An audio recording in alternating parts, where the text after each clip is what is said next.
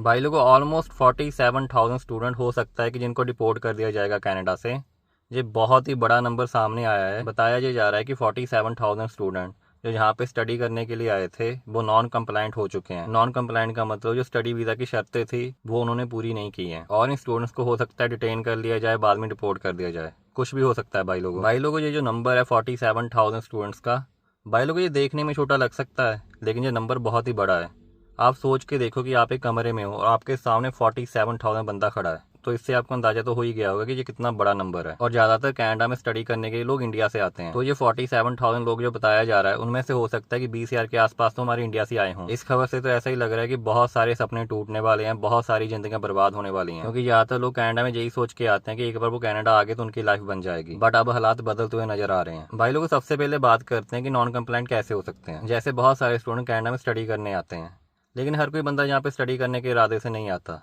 कई बंदों का लक्ष्य सिर्फ ये होता है कि उनको पैसे कमाने हैं, तो ऐसे बंदे क्या करते हैं कि वो स्टडी तो करती नहीं है, कॉलेज से छुट्टी कर लेते हैं और सिर्फ काम करते हैं और काम ही करते रहते हैं। अगर मान के चलो कि किसी की 1 या 2 साल की स्टडी है तो वो सोचेगा कि मैं 2 साल स्टडी करने से अच्छा चाहिए ना कि मैं काम ही कर लूँ, तो ऐसे में वो क्या करते हैं कि वो काम ही करते रहते हैं। हालांकि उनको लिमिटेड घंटे अलाउड होते हैं काम करने के लिए, बट वो उससे भी ज्यादा घंटे काम करते हैं, जिसकी वजह से वो कॉलेज नहीं जाते और कॉलेज वाले उनको निकाल देते हैं। तो इससे बहुत सारे लोग नॉन कंप्लाइंट हो जाते हैं। कई लोग क्या करते हैं, जैसे वो यहाँ पे स्टडी कर रहे होते हैं ना, तो यहाँ पे चीटिंग वगैरह करने लग जाते हैं एग्जाम वगैरह में। उसकी वजह से क्या होता है कि जो कॉलेज है उनके अगेंस्ट स्ट्रिक्ट एक्शन ले सकता है और उनको कॉलेज से भी निकाल सकता है। अगर आपको कॉलेज ही निकाल देगा और आप यहाँ पे स्टडी वीजा के ऊपर आए हो तो एक तरह से आप नॉन कंप्लाइंट हो जाओगे ना। तो शायद एक कारण ये भी हो सकता है कि जिसकी वजह से बहुत सारे स्टूडेंट नॉन कंप्लाइंट हो गए हों। हालांकि ऐसा ही बताया जा रहा है कि जो 47,000 का नंबर है वो इससे कम भी हो सकता है, क्योंकि बहुत सारे जो स्टूडेंट होते हैं वो अपना कॉलेज चेंज कर लेते हैं। तो जिन स्टूडेंट्स ने सही तरीके से अपना कॉलेज चेंज किया है तो उनको तो घबराने की जरूरत नहीं है, लेकिन जो स्टूडेंट जो अपनी गलती से नॉन कंप्लाइंट हुए हैं भाई उनको तो घबराने की जरूरत है, क्योंकि अब वो बुरे तरीके से फंस चुके हैं और जहाँ से निकलना उनके लिए बहुत ज़्यादा मुश्किल होने वाला है। इन स्टूडेंट्स का तो नुकसान होगा ही, लेकिन इनके साथ साथ इनका घर वालों का कितना नुकसान होगा, देश का कितना नुकसान होगा। भाई लोगों 47,000 स्टूडेंट, अगर हम 20,000 स्टूडेंट भी मान लेना जो इंडिया से यहाँ पे आए हैं स्टडी करने, तो एक बच्चे का मान के चलो कि लगभग 15 लाख का खर्चा तो आ ही जाता है। अगर हम 20,000 को 15 लाख से गुना करें तो जो आंकड़ा सामने आता है वो आता है 3,000 करोड़ का। भाई लोगों 3,000 करोड़, और ये मैं कम से कम खर्चा बता रहा हूँ, क्योंकि कई बच्चों का खर्चा तो 20 से 25 लाख भी हो जाता है यहाँ पे स्टडी करते करते। और अगर जैसा मैं आपको कनेडियन डॉलर्स में बताऊं तो ये 500 मिलियन डॉलर बन जाता है। अगर मैं आपको आसान भाषा में बताऊं, अगर कनाडा में एक घर 5 लाख डॉलर का आता है तो 500 मिलियन से 1,000 घर आ सकते हैं। अगर 3,000 करोड़ को हम इंडिया के से बैंक में जमा करा दें और उसके ऊपर हमको 5% इंटरेस्ट मिले तो भाई लोगों इंटरेस्ट ही 150 करोड़ हो जाएगा साल का। इतनी बड़ी रकम है ये। और इंडिया से बच्चे जो यहाँ पे आते हैं वो कर्जा लेके आते हैं, बैंक से लोन लेके आते हैं, और उनमें से तो बहुत सारों को यही उम्मीद होती है कि जहाँ पे आके वो काम वगैरह करेंगे और सारा कर्जा उतार देंगे। लेकिन जब वो डिपोर्ट हो जाएंगे तो उनका खर्चा कौन उतारेगा, क्योंकि अगर वो डिपोर्ट हो जाते हैं वापस इंडिया चले जाते हैं, जो भी रिश्तेदारों से उन्होंने कर्जा लिया होगा भाई वो तो उनको बहुत ज्यादा तंग करेंगे ना। कई लोग तो अपनी जमीन भी बेच देते हैं अपने बच्चों को बाहर भेजने के लिए। अब वो जमीन तो वापस नहीं आएगी ना, तो बहुत सारी जिंदगियां अफेक्ट करने वाली हैं इससे। और जो बच्चे यहाँ पे नॉन कंप्लायंट है उनको तो टेंशन होगी,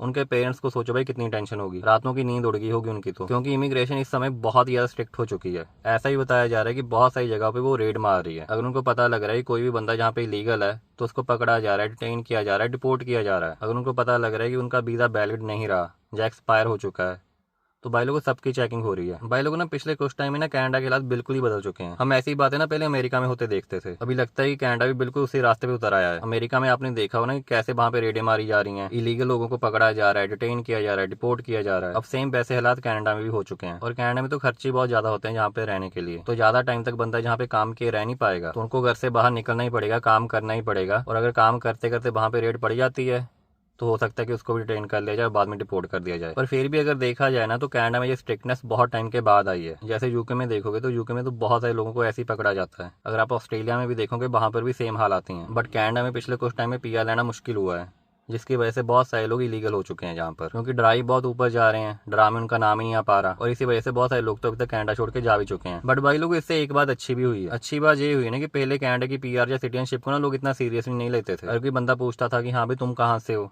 तो बोलता था कनाडा से।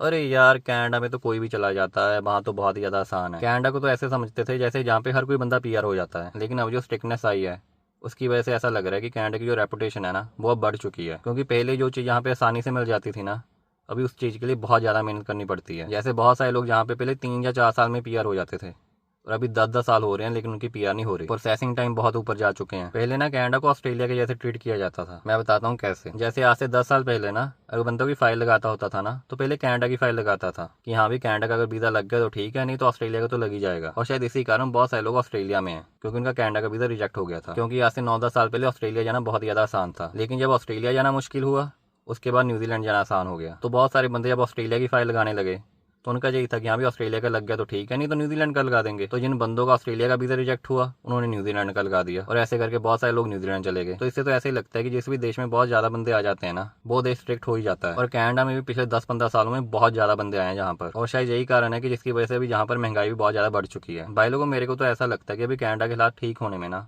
कम से कम 2 से 3 साल तो लगेंगे। आपकी क्या राय है वो आप कमेंट्स में जरूर बताएं। अगर आपको वीडियो अच्छी लगी तो लाइक कर देना, चैनल को सब्सक्राइब कर देना। Thank you.